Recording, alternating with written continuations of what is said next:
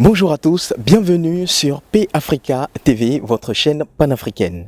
Dans le cadre de notre émission Action pour les Nations, émission qui met en lumière toutes les différentes personnes et également les organisations qui contribuent au bien-être des populations.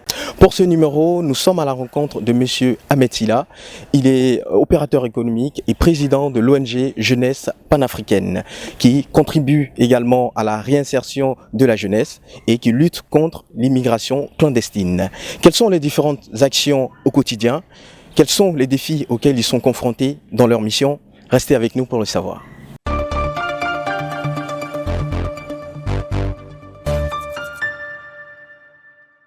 Comme indiqué, nous sommes avec M. Ahmed Silla, président de l'ONG panafricaine, Jeunesse panafricaine. Voilà, donc bonjour M. Silla. Bonjour.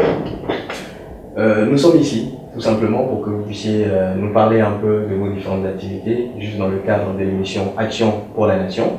Vu tout ce que vous faites comme action, nous avons décidé de pouvoir vous rendre visite aujourd'hui. Alors, est-ce que vous pouvez nous parler un peu d'abord vous présenter et nous parler un peu de vos activités? D'accord, vous êtes bienvenue aussi de l'ONG Jeunesse panafricaine. Merci. Je me nomme Ahmed Silla, le président de l'ONG Jeunesse panafricaine. Notre ONG lutte contre l'immigration clandestine à travers le monde. D'accord. Donc, votre ONG lutte contre l'immigration clandestine, c'est ça? J'ai vérifié également la réinsertion de la jeunesse. Oui, nous luttons contre l'immigration clandestine, sensibilisation, formation dans tous les domaines d'activité. D'accord. Donc, on pourra dire, l'ONG a combien d'années d'existence actuellement? Nous avons aidé plusieurs dans le temps. Nous avons aidé les jeunes sans faire des reportages, sans faire des films sur eux. D'accord. Parce que dans la vie, quand je dis une personne, il ne faut pas l'aider en voulant acheter quelque chose en retour, en arrière. Aujourd'hui, c'est un jeune qui s'attend-il à la facilité. Moi-même, Ahmed Silla, j'ai tenté l'aventure comme d'autres personnes. D'accord. J'ai tenté l'aventure, j'ai vu toutes sortes de souffrances dans cette aventure-là. Donc je ne veux pas que mes frères et sœurs empruntent cette voie illégale. Parce que cette voie illégale arrache la vie de tout le monde. Les enfants, les grandes personnes, est-il pas. Donc j'aimerais vraiment que nous nous mettons ensemble pour lutter contre ce fléau qui arrache la vie de ces jeunes-là. Parce que nous avons des personnes talentueuses qui veulent aussi apporter quelque chose sur ce beau continent. Nous avons tout dans notre continent, nous devons aussi apporter quelque chose à nos jeunes frères. Cette nouvelle génération aujourd'hui, nos parents ont subi, nos parents ont pris, ils ont subi toutes sortes de souffrances dans le passé. Nous ne devons pas toujours continuer à suivre les traces. Nous devons faire plus que ça. Nous devons faire plus pour des jeunes qui pensent qu'il faut forcément aller en Europe pour avoir une vie meilleure. Non, j'ai dit non. Non, tout ça parce que moi, Ahmed Silla, je suis mieux placé aujourd'hui de donner conseil à beaucoup de jeunes parce que je voyage à travers le monde. Je n'ai pas voyagé par la voie clandestine, je voyage avec mon passeport en main, avec mon visa. Je suis parti sur le Bénin, je suis parti pour la troisième fois, mon passeport était volé par mes propres amis. Tu vois écouter l'histoire, l'histoire est vraiment c'est très touchant en fait. D'accord, donc vous êtes vous-même, je vais dire, un témoin. Vous avez vécu déjà de l'action, moi-même. Et aujourd'hui, vous contribuez quand même à sensibiliser toute cette jeunesse-là, oui, à pouvoir juste prendre au sérieux, parce que pour citer quand même l'un de vos propos, vous disiez que la jeunesse ivoirienne doit se réveiller et également doit savoir, je paraphrase, que l'Europe ce n'est plus l'Eldorado. Donc c'est dans ce sens-là que vos différentes actions, vous les menez un peu on va dire de part et d'autre dans toute la Côte d'Ivoire. Est-ce qu'on pourra dire que c'est uniquement au niveau de la Côte d'Ivoire, puisque nous vous connaissons juste au niveau de la Côte d'Ivoire? Est-ce qu'il y a des actions qui ont été également faites en Côte d'Ivoire pour les savoir et également ceux qui ont été faits juste à l'extérieur? L'ONG Jeunesse panafricaine ne lutte pas pour la jeunesse ivoirienne seulement. D'accord. Nous luttons pour toute la jeunesse africaine. Bien sûr. Voilà, nous sommes une ONG qui est une ONG ivoirienne, non. Une ONG qui concerne toute la jeunesse africaine. D'accord. Nous sommes tous des panafricains, donc nous devons lutter pour le bien-être de nos frères africains. Aujourd'hui, j'aimerais dire à personne, c'est un jeune qui aime s'aimer la facilité. Aujourd'hui, on se dit chez nous, en Afrique, il n'y a pas de boulot, on vit dans le désespoir. Il vous dit non. Il dit non. Nous sommes tous, il y a certaines personnes qui sont dans les familles pauvres, qui sont nés dans le bonheur, comme moi. Je prends l'exemple sur moi-même d'abord, parce que moi-même, comme je vous l'ai dit tout à l'heure, j'ai tenté l'aventure. Pourquoi tenter l'aventure? Parce que je voulais aider mes parents, en voulant avoir une vie meilleure, les mettre à l'aise comme je veux. J'ai lutté aujourd'hui. Mon père n'est plus, mais ma mère est là, elle voit ce qu'ils sont en train de faire, ce qu'ils sont en train de faire pour certaines personnes qui ne sont pas mes propres parents de proches. Voilà. Mais quand tu es africain, toutes les personnes africaines sont tes parents. Parce qu'aujourd'hui, les Blancs, les Européens même, n'abandonnent pas les amis ou les frères blancs. Ils s'arrangent pour pouvoir faire quelque chose de bien. Mais pourquoi nous, on ne peut pas le faire? Qu'est-ce qui nous manque à le faire? Tu vois, dans la vie, on doit être sincère. On doit être vraiment sincère pour nous. On doit s'apporter des idées. Aujourd'hui, demande par une personne n'est pas de faiblesse. Il faut aller simplement se donner les mains, les uns les autres, pour pouvoir relever ce grand défi. Nous avons un grand défi à relever ensemble. Et c'est ensemble que nous pourrons le faire. Vous voyez, aujourd'hui, comme je vous l'ai dit tout à l'heure, et certains jeunes pensent que l'Europe est le droit d'homme. Mais pourquoi ils pensent que l'Europe est le droit d'homme? Parce que ceux qui arrivent à rentrer en Europe par la voie clandestine, il faut savoir aux jeunes ici qui vivent en l'aise. Alors que ce n'est pas vrai. Moi je le connais, je voyage, je vois ce qui se passe dans ce pays-là. Il va en France, les jeunes dorment à 20, 15 personnes dans une maison. Ils partent dire la réalité de ce qu'ils vivent là-bas, ils ne disent pas. Ils vont à Tour Eiffel, à Trocadéro, faire des photos, ils sont comme en tennis, ils ont porté les jolis t-shirts, ils vont des sites à pratiquer cette voie illégale. Et quand tu arrives sur le terrain, tu vois la réalité de la vie. Mon frère est parti en Europe par la voie clandestine, mon grand frère, même un père. Par la voie clandestine, mais Dieu merci, il est arrivé à rentrer en Europe. Il s'est fait une vie là-bas. Il nous a dit la réalité de ce qui s'est passé là-bas.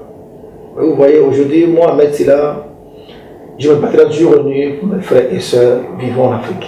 Il faut comprendre que l'Europe n'est pas le droit d'eau. On peut travailler ici, avoir ton entreprise, avoir tes documents, aller en congé, voir la réalité et puis revenir.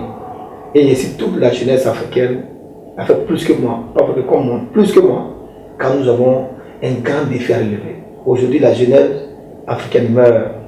Quand la jeunesse meurt, nous perdons la main-d'œuvre. Aujourd'hui, la jeunesse meurt. Nos sœurs, elles vont se donner souvent aux hommes par le manque de moyens. Elles quittent leurs parents, elles vont chercher quelque chose ailleurs. Elles se trouvent au Maroc, elles sont violées, maltraitées. Est-ce que c'est une vie qu'on doit toujours continuer à vivre dans ça? Nos parents ont subi l'esclavage. Les Blancs ne plus parler faire la guerre mondiale. En tant que nous, Africains, on doit bénéficier, on doit en profiter. Mais ce n'est pas le cas aujourd'hui. Alors, monsieur Silla, à vous entendre, vous parler avec votre cœur, cela signifie que vraiment vous aimez ce que vous faites. Et c'est quand même l'objectif de cette émission. C'est également accompagner et mettre également en lumière ces personnes qui aident également cette jeunesse-là. Est-ce qu'on pourra avoir, on va dire, le mécanisme pour pouvoir bénéficier quand même d'une prestation de jeunesse de la jeunesse panafricaine, par exemple? C'est-à-dire, comment ça se passe au niveau des aides que vous faites? Si vous avez par exemple des clandestins, comment vous avez l'information et comment vous vous rendez sur les lieux? Comment ça se passe au niveau mécanisme? D'accord, avec souvent notre sensibilisation fait dans les différentes communes des districts d'Abidjan et dans d'autres localités. Nous exposons souvent nos images sur les plateformes avec un numéro vert qui suit. Il y a certains jeunes qui vivent au Maroc, en Tunisie, qui nous sollicitent par vidéo, ils nous envoient sur Facebook, sur nos WhatsApp. Des numéros. Ouais, nous avons un site web. Nous avons une page Facebook où les jeunes nous incitent, nous envoient des mails, des messages sur Facebook ou sur nos sites web pour demander de l'aide. Aujourd'hui, l'ONG fonctionne avec un fonds propre pour l'instant. Voilà, donc moi, Ahmed Silla, je me débrouille pour voyager, pour chercher des partenaires, pour vraiment essayer de nous aider, nous subventionner. Nous avons mené beaucoup d'actions avec un fonds propre. D'accord. Nous avons fait venir plus de 12 personnes du Maroc, de la Tunisie, en Côte d'Ivoire, les jeunes Ivoiriens surtout, qui nous ont sollicités à venir au pays. Nous avons réuni toutes nos équipes dynamiques et les braves femmes de l'ONG Jeunesse Panafricaine aller vraiment soutenir ce jeune frère, le faire venir au pays. Nous avons mené beaucoup d'actions. Et nous voulons mener encore beaucoup d'actions à travers le monde. Voilà, nous voulons aussi vraiment que les organisations internationales nous donnent un coup de main et nos autorités souvent nous donnent un coup de main parce qu'on a besoin. Si nous, les jeunesses a des moyens, je crois que nous allons faire encore plus mieux que ça. Nous allons donner emploi à beaucoup de jeunes parce que, à nos locaux ici, chaque jour que Dieu fait, on a des demandes d'emploi, on a des documents qui viennent jour et nuit. Il y en a qui viennent parce qu'ils sont malades, ils ont besoin d'aide, il y en a qui viennent Ils disent, tel parent qui est parti à l'aventure, est-ce qu'on peut le trouver pour lui? On est vraiment chargé, on a plein de dossiers ici. Donc moi j'interpelle vraiment nos autorités, j'interpelle nos organisations internationales vraiment à nous donner un coup de main. Aujourd'hui, tu ne dois jamais te battre seul. Demander quelque chose à quelqu'un n'est pas une faiblesse. Voilà, c'est une cause noble. Et moi, en tant que le leader, je parle au nom de toute la jeunesse africaine, à nos autorités surtout, de nous donner un coup de main quand nous voulons faire mieux que ça encore. Moi-même, le président Silla, j'ai créé des structures ici, mais je voudrais encore élargir cette structure-là pour donner emploi à beaucoup de jeunes. Et c'est ma mission, ça. Ma mission, ça. Elle est très noble déjà, votre mission. C'est quand même un plaisir de savoir quand même toutes ces différentes actions que vous faites dans l'intérêt de la jeunesse. Alors parmi toutes ces différentes actions, déjà, il y a des cartes quand même qui ont pu retenir juste votre attention, des cartes qui vous ont réellement marqué. Yeah. Voilà. Est-ce que vous pouvez nous parler réellement d'un cas, peut-être d'un immigré clandestin ou d'une personne qui avait besoin vraiment de votre aide, qui vous a marqué? Ouais, j'ai fait un témoignage sur Kone, qui est un jeune Ivoirien qui m'a sollicité, qui est passé par un ami, un de ses amis qui m'a sollicité, qui m'a appelé journée pendant plus de 3 mois à revenir au pays. Je lui ai dit à chaque fois qu'on aide les gens pour revenir au pays, et après souvent d'autres écoutent nos conseils, d'autres souvent sur ce qu'on nous dit de faire, on les met dans les différentes activités, d'autres sur des activités, d'autres apprennent, d'autres choses à apprendre. Et Kone m'a sollicité pendant plus de 3 mois à revenir. Il était en Tunisie. Il a perdu plus de 50 millions en Tunisie. Son propre ami l'a trahi, ils l'ont bastonné, ils ont reçu son argent, il a fait plus de 4 ans là-bas, dans la souffrance, de mort dehors. Et il nous a sollicité, grâce à son ami m'a sollicité, je lui ai promis que je le fais venir à Abidjan. Qu'elle m'a sollicité aujourd'hui, comme ça, le lundi, le samedi, je se retrouve en Côte d'Ivoire. Parce que je voulais le faire venir forcément, parce que ce qu'il m'a expliqué, ça m'a donné la chair de poule. Il était vraiment abattu. Je me suis mis à sa place, je me suis mis à la place d'un de mes frères vivants là-bas. Donc je lui ai dit, en tant que le leader de la jeunesse, même si tu n'es rien, nous allons faire une cotisation avec les membres pour te faire revenir. Qu'est-ce que nous avons fait? Nous avons payé son billet d'avion, nous avons payé son test de Covid, nous avons payé ses habits pour le faire revenir au pays. Donc quand il est venu au pays, quand je l'ai vu, il m'a eu la chair de poule. J'étais tellement content de ce que nous avons fait. Moi et mon équipe, j'étais vraiment content, j'étais vraiment ému. Je l'ai fait avec de l'amour, je ne pas fait ça avec plein d'intérêt. Non. Et moi, il faut que les gens puissent comprendre quelque chose. Moi, Ahmed Silla, je ne fais pas que je vais en retour d'avoir quelque chose chez quelqu'un. Non. Parce que dans la vie, quand tu fais le bien, le seul bon Dieu qui a créé la terre et le ciel ne va jamais t'oublier. Et je vous dis que souvent, on vide le compte de l'ONG même pour faire des activités. Mais Dieu, le Tout-Puissant, nous donne toujours quelque chose en retour. Et moi, je crois en Dieu. Il lance un message à toute la jeunesse aussi. Ce que nous faisons dans cette vie-là, il faut mettre Dieu dedans. Ne doutez jamais de vous. Mettez tout dans la main de Dieu. Car c'est Dieu qui peut t'arracher la vie. C'est Dieu qui peut donner la vie. Donc Dieu est le seul maître du ciel et de la terre. Donc ne doutez jamais de ce que Dieu fait pour toi. En tout cas, c'est un plaisir d'entendre cela. Est-ce qu'on pourrait dire que l'ONG Jeunesse Panafricaine a des projets? C'est vrai que tout à l'heure, vous avez sollicité quand même toutes les bonnes volontés qui pourraient déjà vous venir en aide pour pouvoir être beaucoup plus performants sur le terrain déjà. Et quels sont les projets que vous avez? Les projets, c'est les projets remplis ici. Les projets sont, il y en a dans tous les tournois ici. Les projets, nous avons des projets, vraiment des grands projets. Nous voulons créer des centres de formation de la mécanique, centres de formation de la menuiserie, centres de formation de la couture, centres de formation de toutes sortes d'activités pour donner vraiment emploi à certains jeunes africains vivant dans le monde. À inciter les jeunes à revenir au pays. Quand tu vas à l'aventure, c'est des choses que je vais réaliser. On va pas à l'aventure pour pouvoir faire toute sa vie là-bas. Tous les aventuriers qui sont à l'aventure, ils vont à l'aventure pour pouvoir faire quelque chose chez eux.